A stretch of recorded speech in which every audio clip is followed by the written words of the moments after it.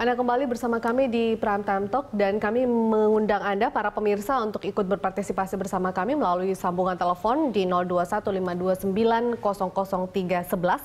Kemudian Anda juga bisa mengirimkan pesan singkat atau SMS di nomor 0811 833 551. Dan saya kembali melanjutkan perbincangan bersama Pak Gus dan juga Mas Roy. Pak Gus melanjutkan tentang ini kemudian bisa mengakibatkan pelemahan tugas DPR sendiri selaku sebagai pengawas, begitu Pak? Justru menurut kami ini adalah merupakan suatu peningkatan daripada pengawasan.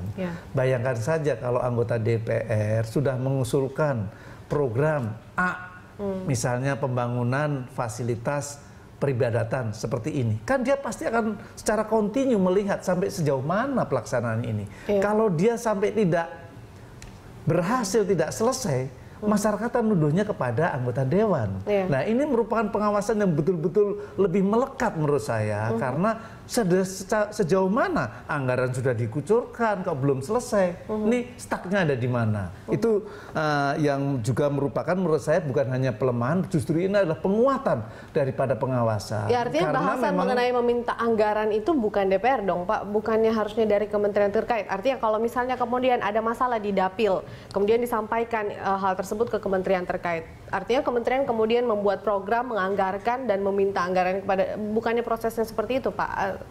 Jadi tadi saya sampaikan ini adalah program yang rutinitas yang selalu disampaikan adalah seperti itu. Seperti Undang-Undang APBN. Undang-Undang APBN itu adalah usulan dari pemerintah, tidak pernah ada usulan daripada DPR.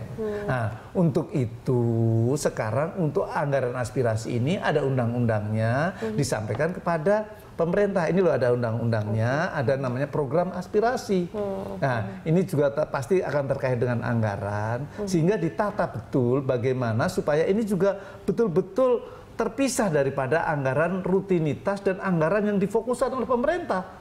Nah, adapun insidentilnya kan bisa saja yang program daripada aspirasi itu lebih insidentil. Nah, ini tentunya pengawasannya pasti DPR akan menjadi lebih arah ke sana. Terus tadi disampaikan juga oleh Mas Roy ini dana bancaan. Gimana bancaan? Sudah diketahui, barangkali sudah diplot bahwa setiap anggota dewan misalnya tadi 10 miliar atau 20 miliar, ya sudah jelas itu. Kalau lebih daripada itu ya tentunya sudah tidak diperkenankan lagi, sudah melebihi plafon. Atau programnya yang kurang dari itu, Pak, dari dana yang sudah disiapkan. Sehingga program yang diajukan anggota dewan tentunya juga harus melihat budgetnya. Nggak bisa seenak anggota dewan untuk mengajukan mau membangun jalan misalnya sepanjang 30 km. Ya sesuatu yang tidak mungkin. Nah, ini pun juga merupakan suatu prestasi ataupun hal-hal yang harus diraih kepada anggota dewan. Pada saat mengajukan program, harus dia tahu sebenarnya berapa jumlahnya dana aspirasi tersebut. Dan apalagi kalau misalkan ternyata misalnya anggarannya 20 miliar, yang diajukan cuma 1 miliar. Lah ini terus kan yang lainnya mubazir juga. Ini pun juga harus segala sesuatu yang pasti harus berpikir, harus bagaimana supaya ini juga bisa menjamin bahwa dana tetap tersedia ada. Untuk itu juga harus diperlukan sekali lagi programnya tidak bisa program asal-asalan. Kalau program asal-asalan tidak diterima pemerintah, kan akhirnya juga tidak terserap. Ini diperlukan suatu pemikiran yang cukup matang juga. Mas Roy, kalau kita bandingkan dengan mungkin di beberapa negara lain, adakah sebenarnya program-program seperti ini begitu? Artinya kan sebenarnya sudah ada pemerintah di daerah sendiri yang sudah punya program sendiri, tapi apakah kemudian anggota dewannya juga kemudian memiliki program sendiri khususnya sebagai program dari aspirasi rakyatnya begitu? Iya, sebenarnya ini kan dalam konteks representasi di beberapa negara juga sebenarnya ada praktek seperti ini ya. Misalnya di Filipina. Filipina itu juga ada program seperti ini, tetapi memang yang membedakanlah selalu bicara soal konsep politiknya ya. Apa namanya? Kalau di Amerika juga begini, Amerika juga ada di mana setiap anggota dewan itu memperoleh plotting anggaran sekian, tetapi anggaran tersebut itu disampaikan ke warga konstituen di Dapil, karena basisnya distrik, jadi jelas wilayahnya, ya. Jadi kalau wilayah kabupaten ya di kabupaten itu, dan masyarakat kemudian didorong untuk menyusun perencanaan partisipatif. Gitu, dengan platform anggaran yang ada berdasarkan penyampaian dari si anggota, ya. Nah, jadi seperti itu modelnya. Masyarakat di sana melakukan model-model perencanaan partisipatif untuk digunakan untuk membangun sarana-sarana publik yang itu memang dibahas oleh masyarakat secara bersama-sama gitu. Oke, artinya masyarakat ikut berpartisipasi. Ikut berpartisipasi. Ya? Nah, kalau di Filipina juga ada, tetapi akhir-akhir ini kan sudah mulai disorot sebab dana ini memang potensi korupsinya tinggi untuk di sana. Nah, kalau kita melihat dari praktek yang hari ini terjadi di DPR kita, sebetulnya seperti yang disampaikan Pak Agus tadi bahwa dulu juga ada sebenarnya, seperti misalnya pembangunan infrastruktur desa. Nah, itu biasanya dititipkan ke beberapa anggota DPR, gitu. Nah, tapi prakteknya adalah tidak seperti yang kita bayangkan bahwa representasi itu hanya dilengkapi oleh elit-elit desa atau elit-elit pemerintah di kabupaten. Nah, kita berharap representasi itu harus betul-betul menggunakan kekuatan konstituen itu dari berbagai lapisan. Nah, kalau mau membangun konsepnya seperti dengan melakukan pendekatan bottom up, menggunakan istilah participatory budgeting itu, maka harusnya tidak harus jelas konsepnya soal dana ini. Dari mana usulannya? Karena yang sampai hari ini belum ada tadi yang saya sebut di awal, skema operasionalnya seperti apa? Bagaimana menjamin bahwa usulan itu adalah betul-betul berangkat dari dapil? Ya, siapa dapil itu? Siapa warga di dapil itu? Apakah elitnya atau warganya? Itu juga penting untuk kita ketahui bahwa bicara soal konsep representasi tidak diwakili oleh hanya elit-elit di lokal atau di wilayah dapil.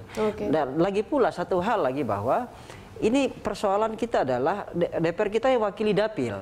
Di dapil itu ada 3 wilayah di sana. Biasanya ada paling tidak 3 kabupaten.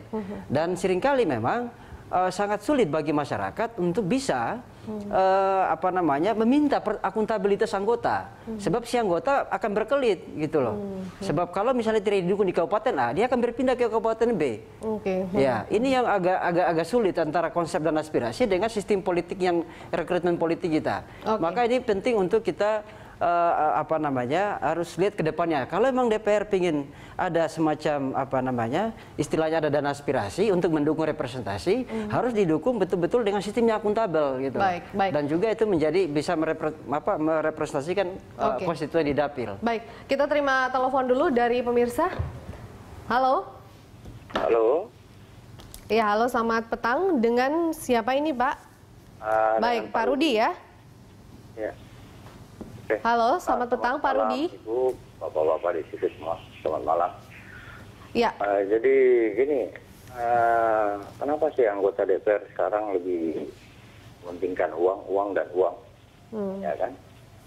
Kerja aja dulu Pak, kerja aja dulu. Selama ini kan kerjaan bapak-bapak sekalian di Dewan itu kan diawasi sama rakyat. Ya, kita sering lihat di TV. Yang hari-hari diributkan itu jabatan, kalau nggak jabatan, uang. Baik. Ya kan? Nah, kita juga tahu juga dari awal beliau terpilih juga kan, beredar juga money politik segala macam, kita sudah tahu. Tapi Pak Rudi, ini kan bagian dari kerja DPR juga. DPR kemudian berusaha merealisasikan sejumlah program-program untuk rakyat di daerah, Pak. Nah, betul, itu kita akui juga. Satu aja yang selalu saya ulang-ulang, masalah proyek abadi, proyek Pantura ini kan sampai sekarang itu DPR meleng aja itu, nggak ngeliat itu. Sampai sekarang itu, kenapa selalu diadakan itu pas mau Lebaran baru diadakan kan? Oke, baik. Terima kasih Pak Rudi. Ya, kami menangkap maksud Anda. Mungkin bisa langsung dijawab Pak Agus, tanggapan masyarakat melihatnya seperti itu. Baik, yang ingin kami sampaikan yang tadi sudah cukup jelas, proyek seperti Pantura, yang proyek abadi sepanjang zaman. Ini tentunya DPR pun di komisi terkait seperti Komisi 5 dan lain sebagainya. Di dalam rapat kerja dengan Kementerian PU, Kementerian Perhubungan selalu dibahas juga. Memang bagaimana permasalahan penganggaran yang barangkali suka-suka penganggarannya itu antara galian kabel sama perbaikan jalan tidak sinkron. Nah, ini pun juga sudah mulai ada perbaikan dan lain sebagainya. Namun ini pun juga suatu hal yang harus melakukan perbaikan di sana sini. Kami ingin kembali lagi bahwa tadi yang disampaikan Pak Rudi bahwa anggota DPR kenapa hanya minta uang saja. Sekali lagi ini bukan uang yang diminta, Pak. Ini adalah program. Tapi pemahaman masyarakat memang seperti itu, Pak Agus. Ya, sebentar. Program itu sebagai tugas dan fungsi DPR. Kalau DPR tidak melaksanakan program aspirasi, ya itu berarti dia menyalahi kewajiban, melanggar daripada pada saat kita dilantik, menyalahi Undang-Undang MD3. Jadi DPR harus melaksanakan aspirasi, walaupun konsekuensi sosialnya ada. Misalnya kalau DPR yang tidak melaksanakan aspirasi ya, kalau dia mau nyalonin lagi nggak bakal terpilih lagi, sudah pasti itu ada konsekuensi daripada sosial. Kenapa